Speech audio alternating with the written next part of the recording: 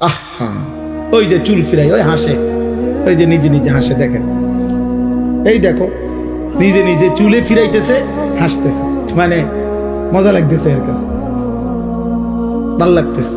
এটাই বুঝাইলাম, গুনাহ মানুষকে প্রতিবন্ধী বানায়। হ্যাঁ, অব্যাহত পাপ লাগাতার গুনাহ মানুষকে প্রতিবন্ধী বানায় ফেলে, মানসিক ভারসাম্যহীন, মাতাল বানায় ফেলে।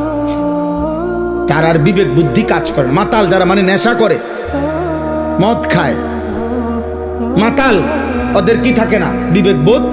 আচ্ছা, তো এটা দলিল কি? লাআমরুকা ইন্নাহুম লাফি সাকরাতিহিম ইয়ামাহুন।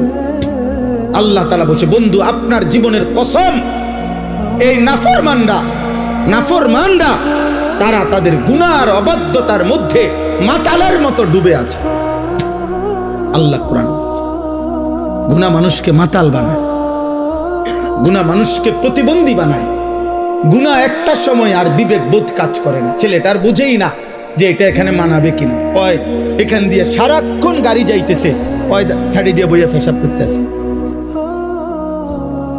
এখানে অসংখ্য মানুষ তাকায় আছে, মনে করেন ওই ওর নারী দেখতেছে, মোবাইল দেখতেছে, ইয়ারফোন লাগাইয়া আপনার গান শুনতেছে। এখানে মনে করেন অগণিত লোক চলাফেরা করতেছে, ও কোনোখান থেকে একটা মেয়ে টোকাইয়া আনছে, ওইটারে লইয়া মোটরসাইকেল দিয়া চলতেছে। বাকি মানুষগুলো দেখলে কি বলতেছে, ও এত কিছুর দরকার কি, আমি একটা অসভ্য চরিত্রহীন কোন আনতে একটা টয়া লইয়া আইছে, ওইটারে লইয়া মোটরসাইকেল দিয়ে ঘুরতে আসে।